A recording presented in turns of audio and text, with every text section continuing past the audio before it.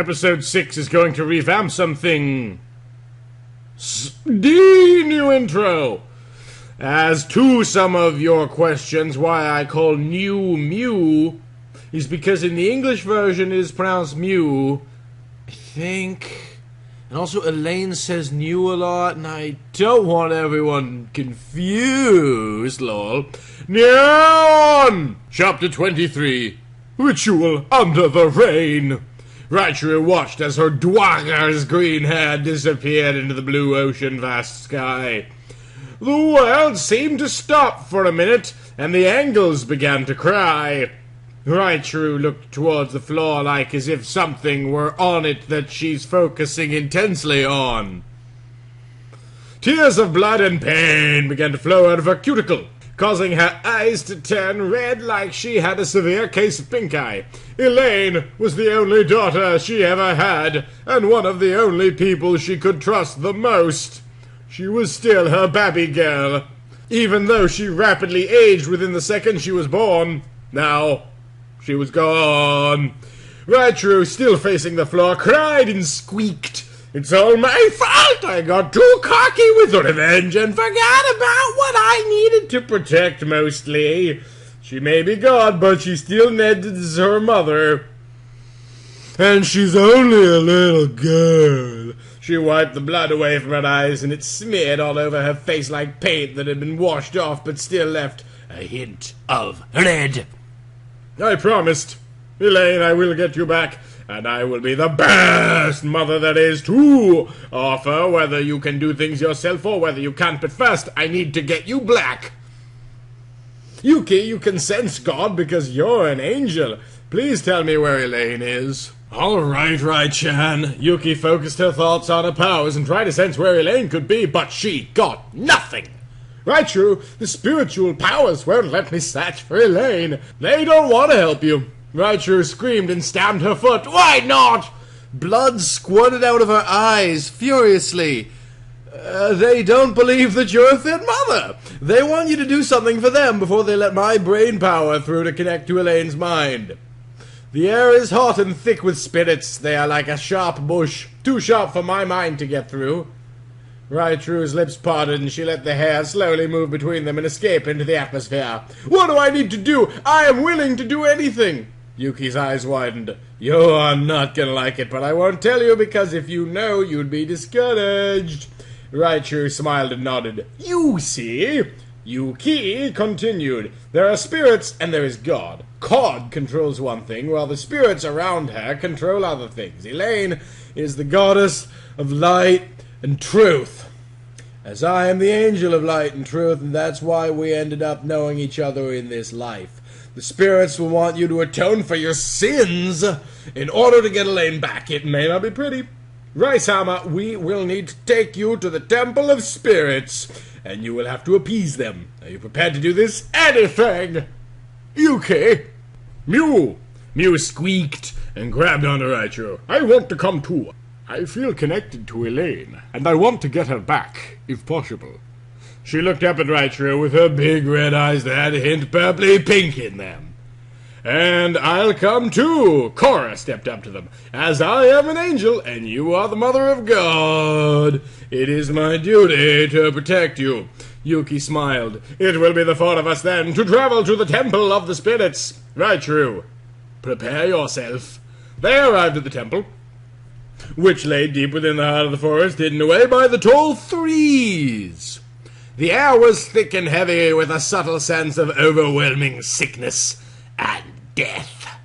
Raichu's nose twitched as they approached the place.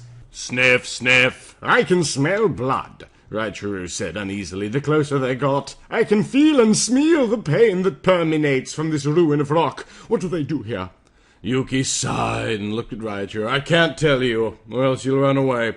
You're so close, Raichu, don't spoil your chances. Raichu nodded in knowledge. The outside of the building has carvings of fabulous birds with wings and sharp beaks. The birds resemble the angles, though they weren't white like angles. They were tan because they were rock. Green vines wove in and around them, and the building was quiet. As they stepped inside, they could feel the spirits talking about them, muttering unspeakable words like when the mean girls at school whisper behind your back like as if you can't hear them or know they're talking about you. Their steps echoed and rang through the room like tiny bells. Suddenly, many voices whispered loudly to them. They all spoke at once, saying, "We know why you're here. We know what you seek. Now will you stay strong, or will you be meek?" "I'm going to stay strong," said Raichuru boldly. She took a deep breath in, and the smell of blood was strong as it was coming from the end of the hall. "I will do anything to see my Dwagta back in my arms. Please tell me where she is." "Why should we? You make quite an unfit mother. You've committed many crimes, and you have made acts of selfishness. You have killed your own mother, and you have killed many people, and you've cheated on your love. Who are you to be raising God?" Raichuru bowed her head. "I am sorry for everything that I've done, but I am only 17. Yuki and the others nodded in agreement. "Sorry? Are you truly sorry? I'm afraid the spurts call for punishment and rebirth. The only way your sins can be washed away is if they are washed away with your blood and pain. The punishments are different for each element. God's element is light and truth. You'll have to atone for both light and truth, for you have spoken many lies and have darkness in your soul, being a demon. Continue down the hallway and find your punishment." Raichuru put on a strong face. "Yes, so I shall." The air was thick with the smell of blood. It was so overwhelming that it almost made even Raichuru nauseous. The four of them traveled down the rest of the hall and into another room. There were torture devices hanging on the walls, and gallons of blood splattered across the room. On the shelves were the labels darkness, earth, water, power, trust, act. They were the elements. The device that laid on top of the trust section of the shelves looked like an ice pick. On the handle it said, ear. Lucy, Cora, Raichuru, and Yuki shivered as they walked past them. Raichuru was dying on the inside, waiting to see what would lie upon the truth and light shelves. Finally, near the end of the room, they came across the truth shelf. A white, blood-stained cloth lay upon an object of some sort. Raichuru sweated and looked at Yuki. Yuki nodded. Raichuru reached out her hand and pulled the cloth away from the object. It was a mask. But unlike an actual mask, it didn't have anywhere you could see out of. The eye holes were covered up. Raichuru picked up the mask and looked at it. Slowly. She turned the mask around to look at the inside. Her eyes bulged out, and she began to cry. There were 2 large nails where the eyes go. "I can't do it," screamed Raichuru, and threw it on the floor, and it made a loud clank. She collapsed to the ground. Mew picked up the mask and looked at the inside. There was a label that said, "Blinding Mask." Yuki grabbed Raichuru by the arms and knelt down to her and spoke softly.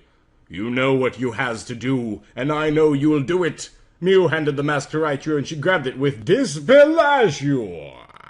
"Should I close my eyes?" Raichuru speculated. "Yuki, should I?" Before she knew it, she was pushing the mask into her face. The bloody nails pierced her open eyeballs and sank into her skull. Ah! The most demonic and painful scream came from Raichuru, which roared throughout the temple. Lucy and Cora covered their ears as Yuki wrapped her arm around Raichuru's shoulder. "Just one more punishment to go, and you'll pay for your sins, Raichuru. I'm sorry. It has to be done. It hurts! It hurts!" Blood ran down her cheeks and onto her breasts and heart. "No, I can't. I can't."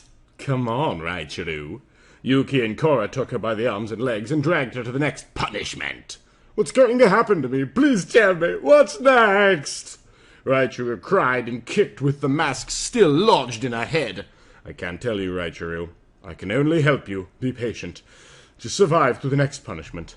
"I can't stop the bleeding." Yuki smoothed out Raichuru's hair. Raichuru foamed at the mouth, and saliva ran down the corners of her mouth and choked her. She was incredibly scared, just waiting in the darkness to feel what would happen to her. There was no way out of it. It would happen. They forced her to stand up against the wall, and they took her arms, tying them to the next device. They tied her legs to the wall. "Don't do anything more to my face, please," Raichuru sniffled. Yuki caressed her face with her hand. "No," Yuki said. "Not your face. Don't assist in this, Mew. Only the angels can do this. We don't want to spoil your soul. We don't think you should even watch this." Mew nodded and covered her eyes. "Right true." "This one's for light," Yuki said, as she pulled on a lever, and Raichu immediately felt her arms be pulled upwards.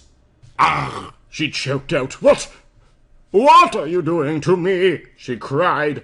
"To more pulls, Raichu." Yuki paused for a moment and breath. She pulled the lever a second time.